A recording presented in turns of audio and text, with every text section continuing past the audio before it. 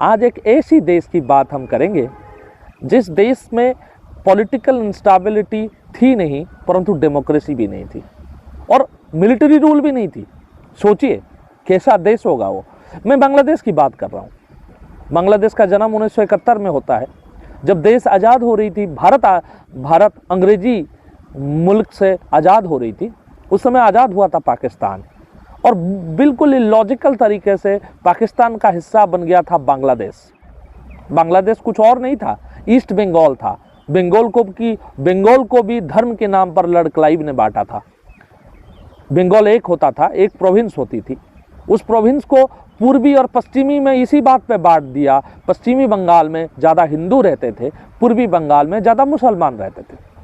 उसी दिन एक अलग देश की नींव अंग्रेजों ने डाला था लॉर्ड क्लाइव के नेतृत्व में। Their rule was divide and rule. यही पॉलिटिक्स है उनकी। पॉलिटिक्स ये कहता है जात पे बांट दो, धर्म पे बांट दो, देश पर शासन करो, राज करो। बटे हुए लोग आपस में मिलकर लड़ नहीं सकते और कोई कंप्लीट रेजिस्टेंस नहीं होगी तो आप शासन करेंगे। बन गया। फिर 1947 में एक मौका था, वो मौका भी हाथ से गवा दिया गया और हर समय के लिए ईस्ट पाकिस्तान बन गया बांग्लादेश। बहुत अच्छी बात है, परंतु ये लोग मिलिट्री हेडक्वार्टर से देश चलाने वाले लोग देश की नींव, देश की स्पंदन, देश की वाइब्रेशन नहीं समझते। बांग्लादेश को अकेले करके रखा उन्होंने, अकेले रहने दिया, कभी उनको एक देश की तरह महसूस नहीं करने दिया। क्या होता फिर? बगावत तो होनी ही थी। हुई बगावत की शुरू बहुत लंबी समय से चल रही थी। बहुत ज्यादती हुई इनकी बेटियों के साथ, बच्चियों के साथ। इनकी मिलिट्री बलात्कार किया गया। आर्मी हेडक्वार्टर आतंकवादियों को पैसे देकर भेजता था वहाँ इंस्टेबिलिटी फैलाने के लिए। एक आदमी खड़ा होता है, उसका नाम है शेख मुजीबुर रहमान। वो कहता है मुझे अपना देश चाहिए, मुझे एक और देश चाहिए, इस देश में मैं शांति से रह नहीं सकता। और उसका विरोध करता है जिया उल हक की कंपनी। गन मतलब कहते हैं ना, मास मर्डर होती है, आर्मी के द्वारा मास मर्डर होती है। और बांग्लादेश कहता है हमें आज़ादी चाहिए। भारत को दिक्कत हो ही रही थी क्योंकि दोनों तरफ से, दोनों फ्रंट से आक्रमणों को सामना करने से बेहतर है एक फ्रंट से सामना किया जाए। Indira Gandhi, iron lady of Indian politics, dictatorial tendency बहुत थी, परंतु एक काम अच्छा किया, डिसाइड किया शाम मानेकशॉ के साथ मिलकर कि इस देश को आज़ाद कर देना चाहिए। दोनों फ्रंट की लड़ाई है, हमें पढ़ना ही नहीं है, एक को आज़ाद कर दीजिए। आज़ाद कर दिया जी, और आज़ाद हो गया बांग्लादेश 1971 में। उसके बाद बहुत सारी हिकअप्स आई, बहुत शेख मुजीबुर रहमान की हत्या की गई। यह देश ने बहुत टर्मोइल देखा, परंतु टर्मोइल के क्रम खत्म होते थोड़ी नजर आ रहे थे। शेख हसीना शासन करते हैं और जीतते हैं 99% मैंडेट, बहुत पॉपुलर थे, विकास की पथ पर चल पड़ता है ढाका। परंतु ये मुस्लिम एक्सट्रीमिज्म की प्रॉब्लम है। Every extreme element has this problem. On extreme elements leadership development never comes. फिर जमात-उल दावा एक दिन ये डिसाइड करता है कि आज़ाद करना पड़ेगा, शेख हसीना को देश से विताड़ित करना पड़ेगा क्योंकि ये तो डेवलपमेंट कर रही है। फिर मुसलमान कैसे रहेगा? इसीलिए शेख हसीना को देश से बाहर जाना पड़ता है। मैंने पहले शेख हसीना की बहुत क्रिटिसिज्म किया है, परंतु आज मैं आपको वो बता रहा हूँ जो हुआ। उसको इसलिए नहीं भेज दिया गया, वो डिक्टेटोरियल थी, वो डेवलपमेंट कर रही थी इसलिए भेज दिया गया। बहुत सारे आउटसाइड की इंटेलिजेंस एजेंसी इसमें इन्वॉल्व थे। शेख हसीना भाग कर आ जाती है गाजियाबाद और देश में इतनी टर्मोइल आ जाता है, इतनी दिक्कत आ जाती है। एक मोहम्मद यूनुस जो एक बहुत इकोनॉमिस्ट है ना, बिकाऊ इकोनॉमिस्ट हैं, वो देश के प्रधान बन जाते हैं।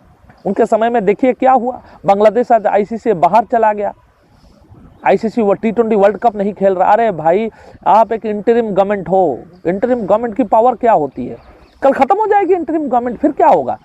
आप देश को तबाह करके इंटरिम गवर्नमेंट चलाना चाहते हो क्या? चलिए, कुछ दिनों में इलेक्शंस होनी है वहाँ। शेख हसीना की एक फ़ोटो नहीं है।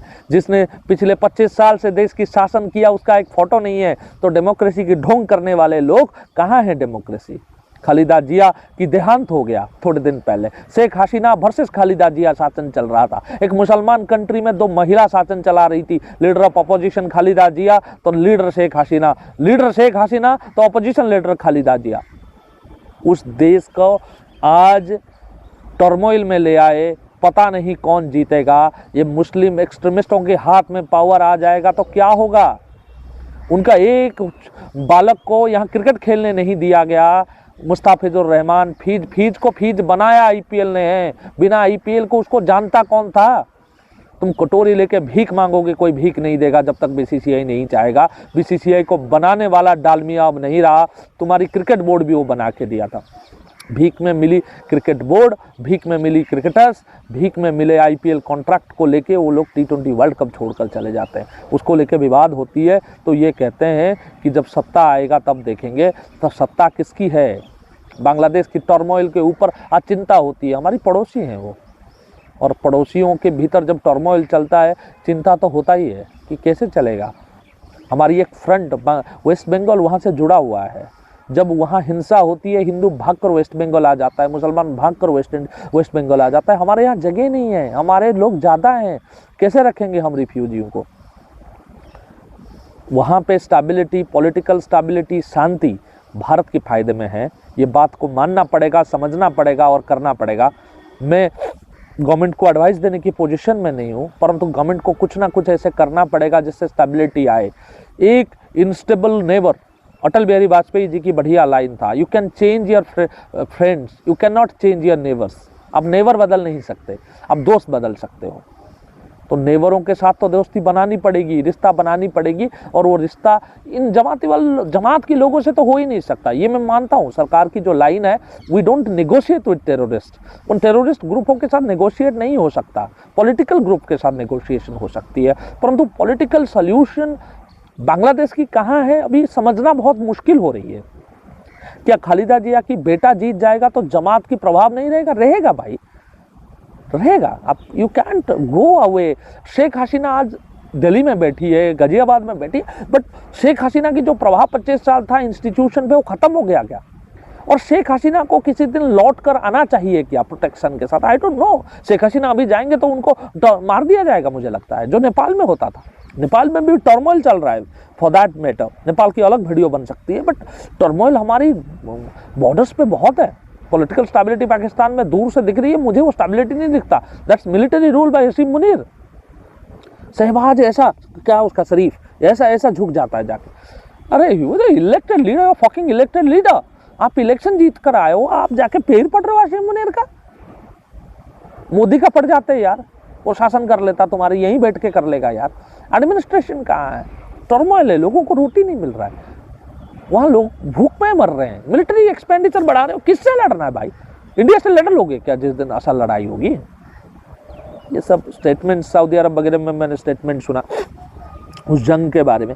आप मुझे बताइए, वो जंग जीत गए क्या?